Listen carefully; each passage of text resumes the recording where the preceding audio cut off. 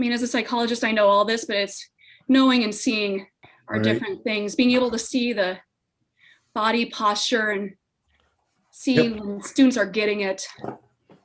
Instead of looking at their name in a little black box because they won't turn their cameras on. Yeah. Yep. Or having to tell people, whoever's phone just went off, mute. Yeah. Or their barking dog. I can take the barking dog more easily. A lot of people have adapted to this idea of anytime I'm in a Zoom room, I'm going to mute my mic. And so when I have a meeting of about 20 or less, whoever we can all fit on the Zoom screen, I just say, guys, feel free to open your mics. I dig on social noise. It's perfectly fine. If something starts to happen and we can't hear everyone else, then we'll ask whoever the guilty party is to turn it down. But God, having everybody sit there and muted. And then people, can I ask a question? Oh, you don't have to ask. Just unmute your mic and say, keep it as spontaneous as possible. But yeah. It's been an incredible challenge to them. It has been. And then I feel for them. I wouldn't have done well as an online student. No. I needed that external structure. That's interesting. I learned how to be a good student because I was a mediocre student in high school. Mm-hmm. And then when I was in college, I started off being a mediocre student again. And then I took this video course, which would be the current equivalent of an online course. And basically I had to go into the library at the university and watch videos, and I had a textbook and I had to take the tests. And interesting that happened is that there was no one to blame but me for the outcome, right? I mean, there is no social buffer of the professor doesn't like me or blah, blah, blah, blah, blah.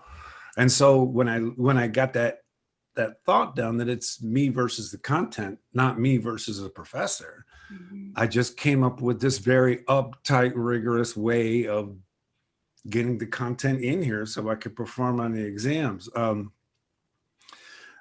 for me, having to do the class without a teacher there actually helped me recognize I was making excuses, but I don't know. I think everyone should take at least one online course just to experience.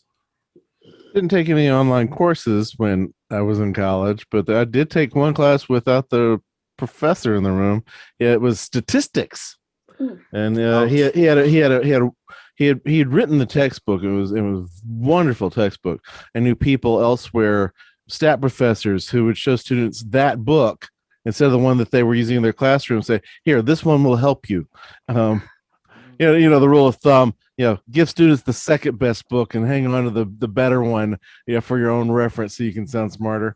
But Chris Spatz at Hendrix College, where I went, he lectured the first day.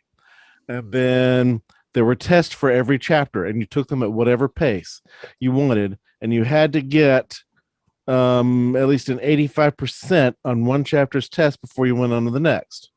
If you were close, there'd be some little mini quizzes over the specific part where you showed weakness. If you did worse, well, you had to keep repeating that chapter.